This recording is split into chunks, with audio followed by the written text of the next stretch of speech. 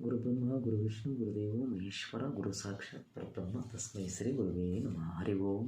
ಎಲ್ಲ ವೀಕ್ಷಕರಿಗೆ ನಮಸ್ಕಾರವನ್ನು ಹೇಳ್ತಾ, ದೇವರ ಮನೆಯಲ್ಲಿ ಧೂಪ. ದೇವರ ಮನೆಯಲ್ಲಿ ಧೂಪ ಎಷ್ಟೋ ಜನರಿಗೆ ಗೊತ್ತಿಲ್ಲ. ಹಾಗಾಗಿ ಇವತ್ತಿನ ವಿಷಯದ ಬಗ್ಗೆ ನೋಡಿ, ನಾವು ವಿಧ ವಿಧವಾಗಿರತಕ್ಕಂತಹ ಸೆಂಟ್ಗಳನ್ನು ನಾವು ಪ್ರೋಕ್ಷಣೆಯನ್ನು ಮಾಡಿಕೊಳ್ತೀವಿ. ನಾವು ವಿಧ ವಿಧವಾಗಿರತಕ್ಕಂಥ ಸುಗಂಧವಾಗಿರತಕ್ಕಂಥ ವಾಸನೆ ಬರುವಂತಹ ದ್ರವ್ಯವತವಾಗಿರತಕ್ಕಂತಹ ರಸಪದಾರ್ಥಗಳನ್ನು ನಾವು ಹಾಕ್ಕೋತೀವಿ. ಆದರೆ ದೈವ ಕೇಳುವಂಥದ್ದು ಏನು ಅಂತಂದರೆ ಧೂಪ. ಹಾಗಾಗಿ ನಾವು ನಾನಾ ಥರದ ದೇವರುಗಳನ್ನು ತೃಪ್ತಿಯನ್ನು ಪಡಿಸಲಿಕ್ಕೆ ಏನು ಮಾಡ್ತೀವಿ, ಸುಗಂಧಭರಿತವಾಗಿರತಕ್ಕಂತಹ ವಾಸನೆ ಬರತಕ್ಕಂತಹ ನಾವು ದ್ರವ್ಯಗಳನ್ನು ಉಪಯೋಗಿಸೋದ್ರಿಂದ ಆಗೋದಿಲ್ಲ. ಹಾಗಾಗಿ ದೈವವನ್ನು ಕೇಳುವಂಥದ್ದು ಏನು ಅಂತಂದರೆ ಧೂಪ. ವೀಕ್ಷಕರೇ, ನಿತ್ಯ ಬೆಳಗ್ಗೆ ಮತ್ತು ಸಾಯಂಕಾಲ ಆ ದೈವಕ್ಕೆ ಅಂದರೆ ಆ ಭಗವಂತನಿಗೆ ಧೂಪವನ್ನು ಇಡತಕ್ಕಂಥದ್ದು ಮತ್ತು ಧೂಪವನ್ನು ಹಾಕ್ತಕ್ಕಂಥದ್ದು. ಆದರೆ ಮನೆಯಲ್ಲಿ ಗೊತ್ತಿತ್ತು ಗೊತ್ತಿಲ್ಲದಾಗಿ ನೆಗೆಟಿವ್ ಎನರ್ಜಿ ಕ್ರಿಯೇಟ್ ಆಗಿತ್ತು ಅಂದರೆ ಅಶುದ್ಧವಾಗಿರತಕ್ಕಂಥ ವಾತಾವರಣ ಸೃಷ್ಟಿಯಾಗಿತ್ತು ಅಂತಂದರೆ, ಆದರೆ ಆ ಧೂಪ ಹಾಕೋದ್ರಿಂದ ಮನೆಯಲ್ಲಿರತಕ್ಕಂಥ ದುಷ್ಟ ಶಕ್ತಿ ಆಗಿರ್ಬೋದು, ಕೆಟ್ಟ ಶಕ್ತಿ ಆಗಿರ್ಬೋದು, ನಿರ್ಮೂಲನೆ ಆಗ್ತಕ್ಕಂಥದ್ದು ವೀಕ್ಷಕರೇ. ಹಾಗಾಗಿ ಪ್ರತಿನಿತ್ಯ ಧೂಪವನ್ನು ಹಾಕುವಂಥದ್ದು.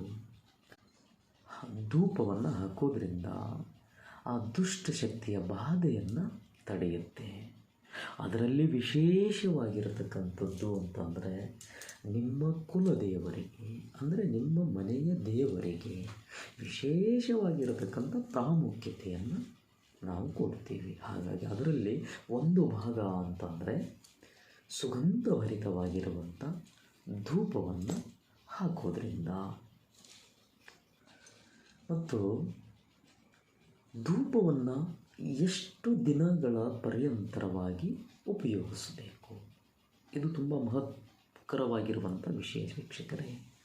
ಹಾಗಾಗಿ ನೀವೇನು ಮಾಡಿ, ಪ್ರತಿನಿತ್ಯ 108 ದಿನಗಳ ಕಾಲ ಆಗೋದಿಲ್ವಾ, 96 ದಿವಸಗಳ ಕಾಲ ಅಂದರೆ 2 ಮಂಡಲ ಅಂತ ಆಗುತ್ತೆ.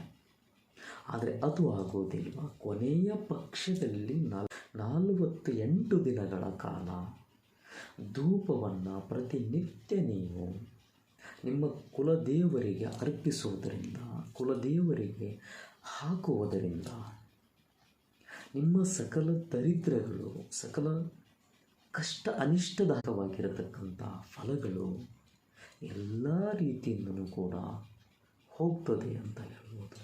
ಅದರಲ್ಲಿ ವಿಶೇಷವಾಗಿರತಕ್ಕಂಥದ್ದು ಏನು ಅಂತಂದರೆ ಹಸುವಿನ ಗೋಮಯ ಅಂತ ಹೇಳ್ತೀವಿ.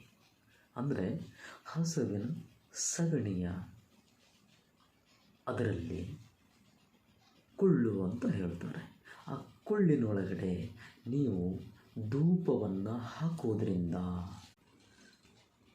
ಆ ಹಸುವಿನ ಸಗಣಿಯ ಕುಳ್ಳಿನಲ್ಲಿ ಧೂಪ ಹಾಕೋದ್ರಿಂದ ಮನೆಯಲ್ಲಿರತಕ್ಕಂಥ ಅಂತಃಕಲಹ ಆಗಿರ್ಬೋದು, ಜಗಳವನ್ನು ಆಗಿರ್ಬೋದು, ಮತ್ತು ದುಃಖ ದಾರಿದ್ರ್ಯ ಆಗಿರ್ಬೋದು, ಸಾಲಬಾಧೆ ಮತ್ತು ಈಗೋ ನನ್ನದು ನನ್ನಿಂದಲೇ ನಾನು ಹೇಳಿದ ಪ್ರಕಾರನೇ ನಡೀಬೇಕು ಅನ್ನುವಂತಹ ನೆಗೆಟಿವ್ ಕ್ರಿಯೇಟಿವಿಟಿ ಆ ಒಂದು ಅಂಶದಿಂದ ಅದು ಎಲ್ಲ ರೀತಿಯಿಂದಲೂ ಕೂಡ ನಿವಾರಣೆ ಆಗ್ತದೆ ಅಂತ ಹೇಳ್ಬೋದು.